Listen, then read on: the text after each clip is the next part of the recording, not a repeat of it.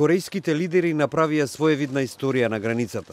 Севернокорејскиот лидер Ким Џонг Ун и јужнокорејскиот председател Мун Џа Ин се ракуваа на почетокот на првиот самит меѓу двете земји за повеќе од 10 години.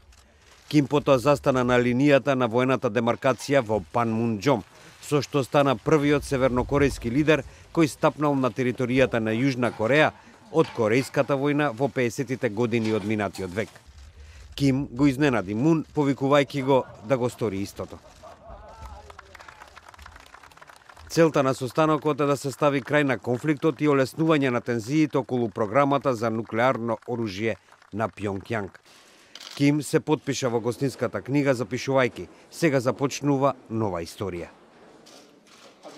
오늘 이 자리에서 평화 번영, 분화 관계가 정말 새로운 역사가 씌워지는 그런 순간에 이런 출발점에 서서 그 출발선에서 신호탄을 쏜다는 그런 마음가짐을 가지고 여기 왔습니다. Председателот на Јужна Кореја пак изјави дека се надева на искрени разговори. 오늘 우리 대화도 그렇게 통 크게 대화를 나누고 또 합의에 이르러서 우리 온 민족과 또 평화를 바라는 이 세계 모든 사람들에게 큰 선물을 만들어 줬으면 좋겠습니다. Севернокорејскиот лидер деновиве го изненади светот објавувајќи дека го затвора единственото познато место за нуклеарно тестирање во земјата. Меѓутоа се уште постои скептицизам кај експертите.